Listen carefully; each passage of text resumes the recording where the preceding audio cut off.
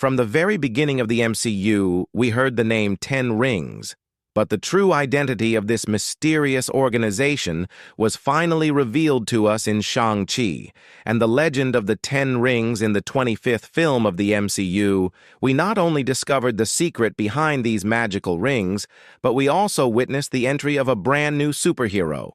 The film's story is already amazing, but along with it, the action, adventure, and emotions make it even more exciting. Today, I will explain Shang-Chi and the Legend of the Ten Rings in a short and gripping way. This is the story of the Ten Rings, 10 mystical circular weapons of immense power. They have existed for thousands of years, but no one knows where they came from or who created them. These rings hold extraordinary powers and can be used as deadly weapons. The one who wears them does not age, and in a way, they gain a form of immortality. But the rings can only be controlled by someone strong, sharp-minded, and truly worthy. Nearly 1,000 years ago, these rings were discovered by a Chinese man named Wenwu, and since he was powerful enough to wield them, he unlocked their magic. But instead of using this power for good, he chose the path of domination with the help of the rings. He built an army known as the Ten Rings Organization and began conquering lands across the world for centuries. Wenwu ruled from the shadows, influencing history and kingdoms. But after many years, his hunger for war faded, and his interest shifted towards magic mysteries and ancient legends. He began studying mythology in search of greater supernatural power. In 1996, Wenwu learned about a place called Ta Lo, a hidden village in another dimension, filled with mystical creatures and powerful magical energy. Wenwu had already conquered the mortal world, but now he wanted to claim Ta Lo as well. He researched the path to this magical land, and one day he set out with his men to find it. The road to Ta Lo lay beyond an enchanted forest, a living, breathing maze that kills anyone trying to enter. When Wenwu and his group entered the forest, it attacked their cars, destroying everything.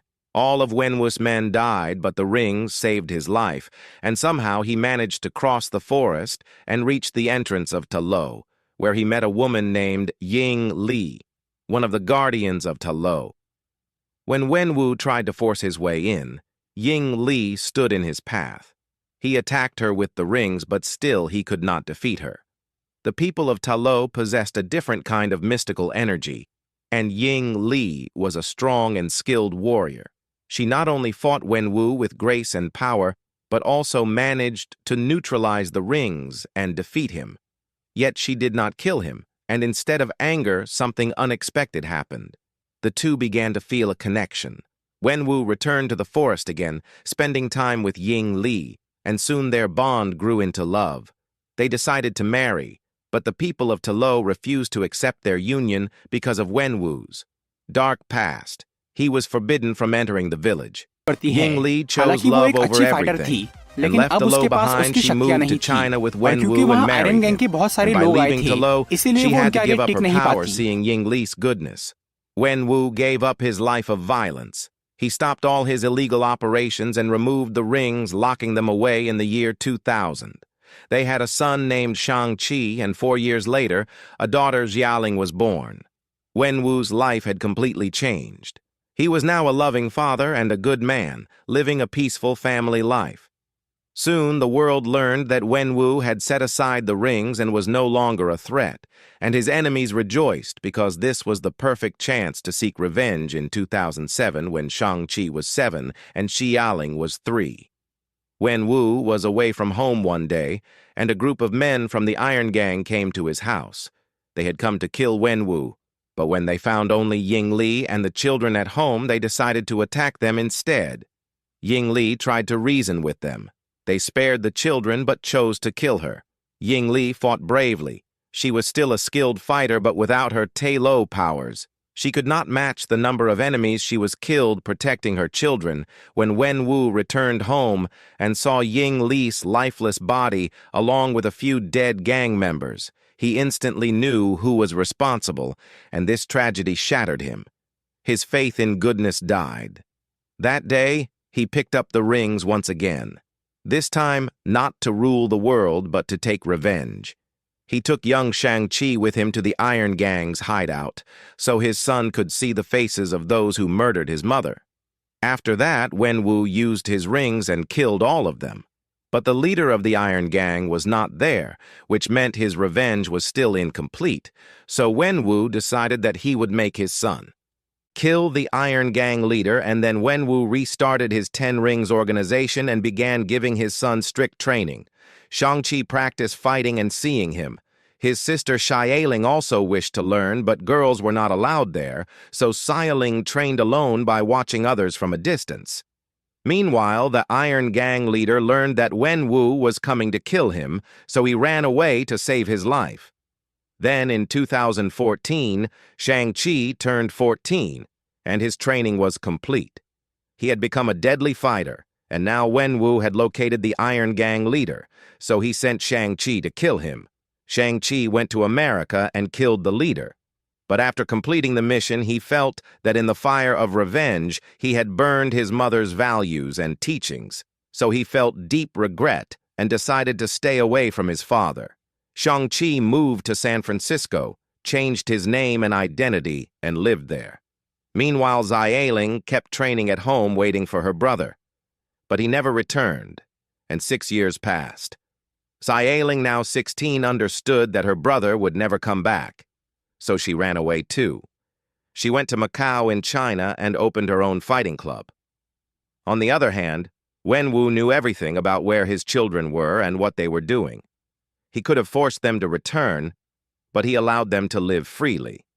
Then in 2024, something strange happened to Wenwu. He suddenly began hearing his wife Yingli's voice.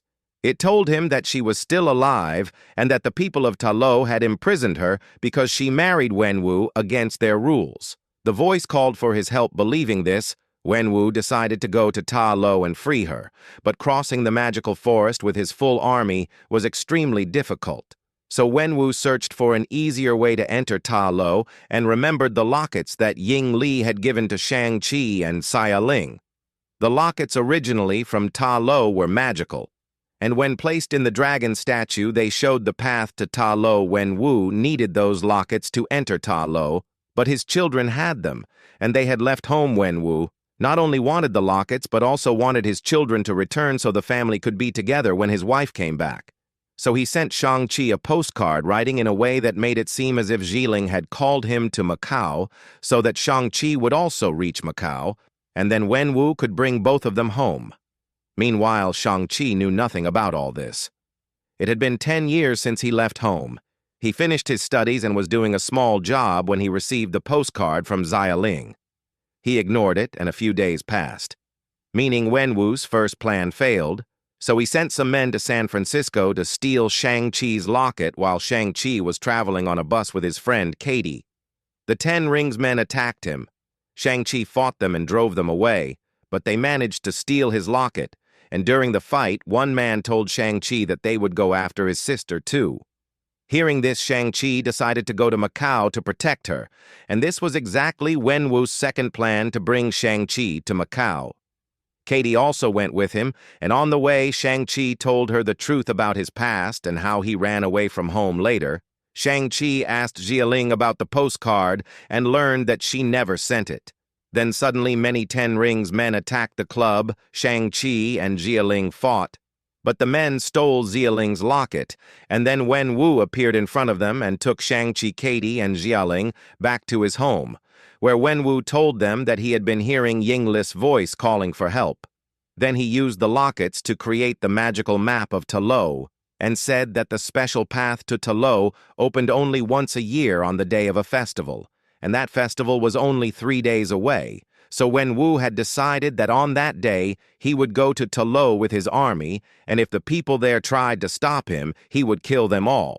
Shang-Chi felt everything his father was saying was nonsense because he did not believe his mother was alive and imprisoned. So he asked his father not to attack Ta Lo. This made Wenwu very angry, and he locked Shang-Chi, Xialing, and Katy in a dungeon.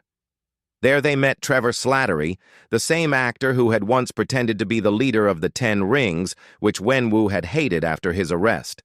The Ten Rings people brought Trevor to China so Wenwu could kill him, But before his execution, Trevor won their hearts with his acting. So Wenwu spared his life and kept him there for entertainment. When Shang-Chi, Xialing, and Katy met Trevor, he told them everything about himself and introduced them to Morris, a magical creature from the Lo that Wenwu had captured years ago from the forest outside. Lo Morris and Trevor had become friends in the dungeon, and Trevor had learned to understand his language when Morris saw Shang-Chi and Xialing. He realized they were the children of Ying Li, and seeing them reminded him of his home.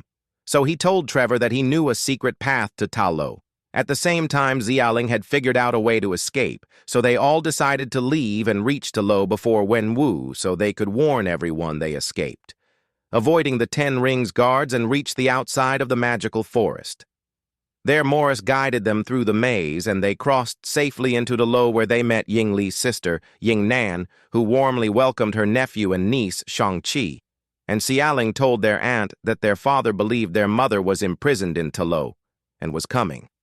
Soon then Ying Nan told them the truth and shared the history of Ta Lo thousands of years ago. When the people of Ta Lo lived in peace, a portal to another dimension opened and a monstrous army rose from it. The leader was the Dweller in Darkness, who along with its creatures fed on human souls. They entered Ta Lo, caused great destruction and killed many. They then tried to move toward Earth. But from the river of Ta Lo, a magical dragon named the Great Protector appeared using its power. The soul-eating creatures weakened then with the help of the Great Protector. The people of Ta Lo pushed the monsters back to their dimension, and the Great Protector sealed the portal with its own scales, creating a strong gate that locked the monsters inside. After this, the Great Protector gave the people some of its power and many of its scales, so they could create weapons and armor to protect the Dark Gate from that day. The people of Ta Lo guarded the gate and trained for war, so that if the monsters ever returned, they could defeat them. The Dweller in Darkness could never break the gate itself, so it began calling people from outside to trick them into breaking the gate for centuries. It tempted many powerful people with false promises, but the people of Ta Lo defeated anyone who came then. In 2024, the monster turned its attention to Wenwu, knowing that the power of the 10 Rings could set it free. It started speaking to Wenwu in the voice of Ying Li, and because Wenwu loved his wife so deeply, he lost control of his senses and decided to come to Ta Lo and break the gate. After hearing the full story from Ying Nan, Shang-Chi and Xialing realized that if their father was not stopped, the world would be destroyed. So they began preparing for battle. Ying Nan gave them armor and weapons made from dragon scales and taught them new fighting techniques. Katy also began learning archery 3 days later on the festival day. When the path to Ta Lo opened, Wenwu arrived with his army. The people of Ta Lo tried to explain that his wife was not behind the door, but a monster was deceiving him. Yet he refused to listen and ordered his men to fight everyone while he himself went to break the gate. Then an intense battle started between Ta Lo and the warriors of the 10 Rings, and Shang-Chi went to stop his father. Shang-Chi now had new training and new weapons, yet he was still fighting in his old style, so for a while he stood strong before Wenwu. But eventually he lost, and Wenwu threw him into the river, where he drifted near the Dark Gate, and there Wenwu used the rings to break open the gate. It was huge and powerful, so it did not break easily, but soon cracks appeared, and through those cracks many small soul-eaters escaped. Yet Wenwu ignored this and kept attacking the gate with full power. The Soul Eaters started attacking Ta Lo and took the souls of many warriors to feed their master and make it stronger so it could break free. Seeing this, the 10 Ring soldiers stopped fighting Ta Lo, and they joined hands to battle this new threat. Those monsters could only be killed by Ta Lo weapons, so both sides fought together. Meanwhile, Shang-Chi was drowning and almost dying when the Great Protector Dragon rose from the river and saved him. The dragon then joined the fight and started destroying the Soul Eaters. Shang-Chi went again to stop his father, this time fighting with the graceful style his aunt taught him. The same way his mother used to fight with this, he not only matched Wenwu but also gained control of 5 rings. Then both father and son used 5 rings each and battled in the sky until Shang-Chi finally controlled all 10 rings and was about to strike his father but stopped out of love and returned the rings to him, telling him once more not to break the gate. But it was too late. The gate was weak and the dweller in darkness had grown powerful. It broke free and Wenwu realized his mistake. The creature attacked Shang-Chi, but Wenwu saved his son, and the creature grabbed Wenwu and began taking his soul. And as his final act, Wenwu passed the rings to Shang-Chi before dying. The monster flew towards Ta Lo, and the Great Protector trapped it in the water and was close to defeating it. But the creature was fed many more souls, making it even stronger, and it escaped its grip.